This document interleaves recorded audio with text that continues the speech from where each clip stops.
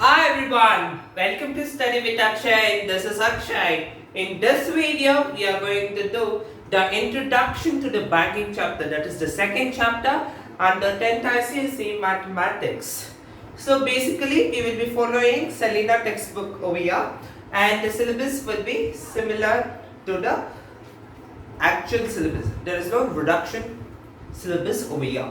So before getting started, if you are not subscribed to my channel, please do subscribe and click on the bell icon to get regular notification. Let's start with the chapter. So banking.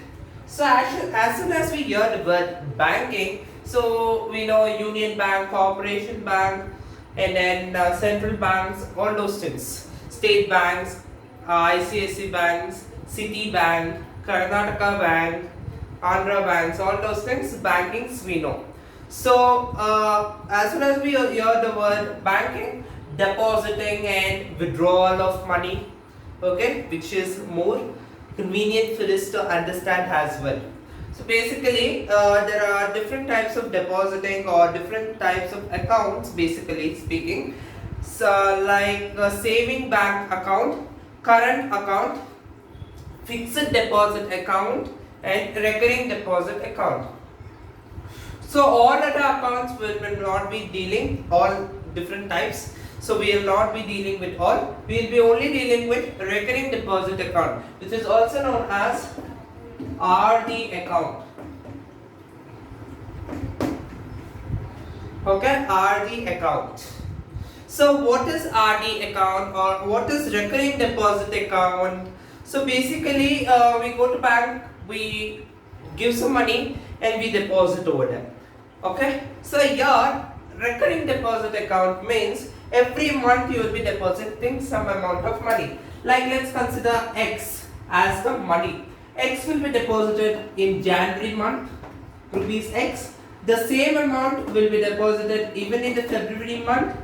The same amount will be deposited even in the March. Similar way it goes on, right? So basically this recurring deposit account is a scheme where it is a specific depositing of money every month, okay, for a fixed period of time. So this period of time can be from 3 months till 10 years.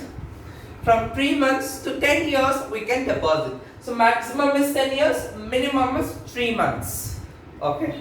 So after depositing, at the time of expiry of the term, at the time of expiry, what will we be getting is that amount. What is that called? At the time of expiry, we get some amount that is called as maturity value.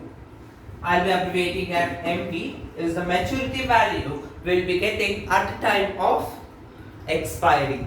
So this maturity value will be equal to the amount deposited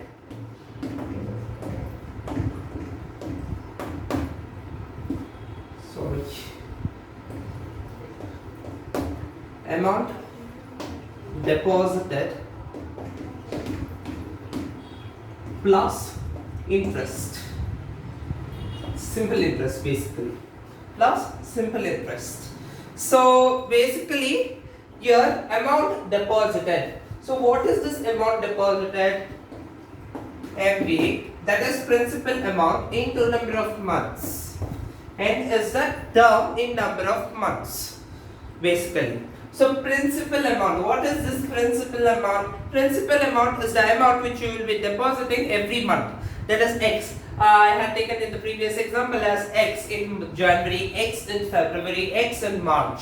Like this we will be depositing some amount, okay, in the period of time, in fixed period of time, that is N. N is the month, in so much amount will be deposited in so much months. So we'll be multiplying to get the amount deposited plus simple interest.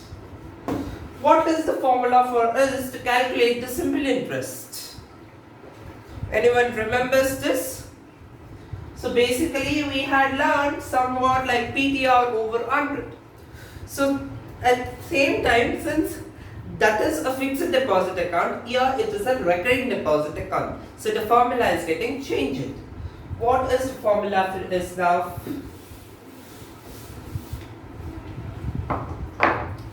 For simple interest, we have the formula as P into n plus 1 divided by 2 into 12. And then we have the rate of interest divided by 100. So now principal amount we know, n is the number of months basically.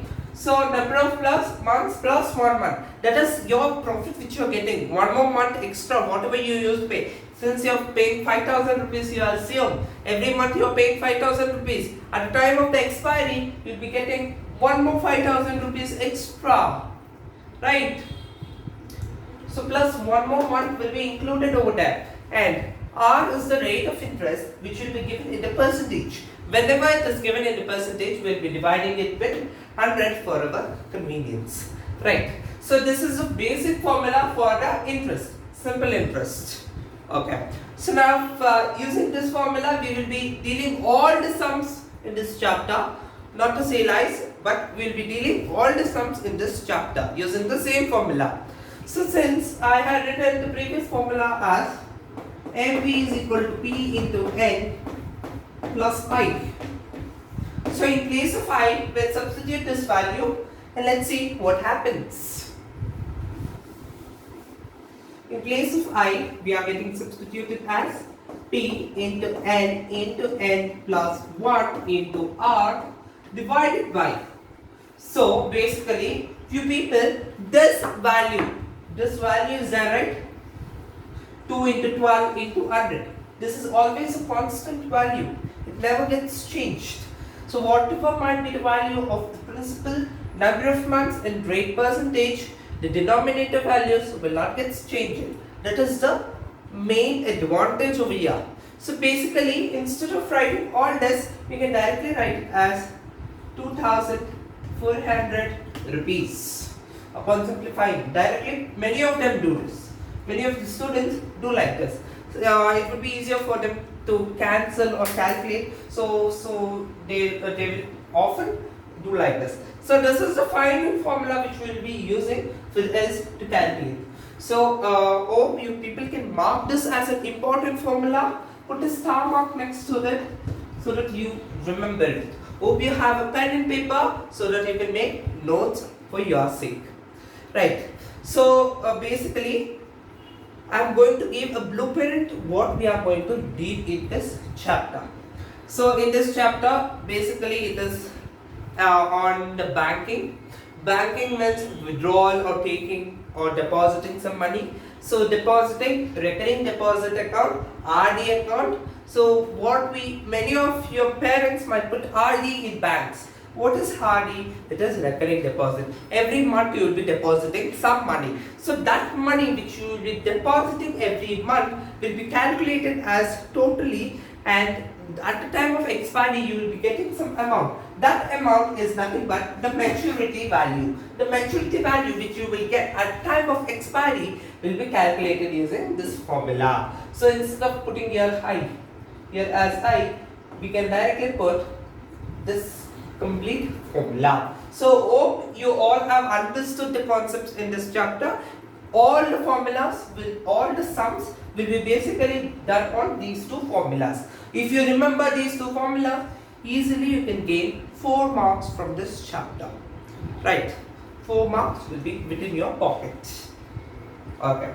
If you have liked this video, please click on the thumbs up button.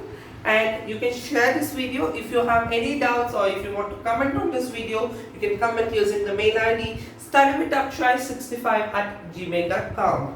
Stay home, stay safe, stay with me till the end. So we will be in this chapter. Basically, we have pre-board questions as well. Unlike GST, we have all other chapters have pre-board questions. So we will be dealing all other chapter pre-board as well. So more and more videos will be done on this chapter. More and more practice sums will also be given on this chapter.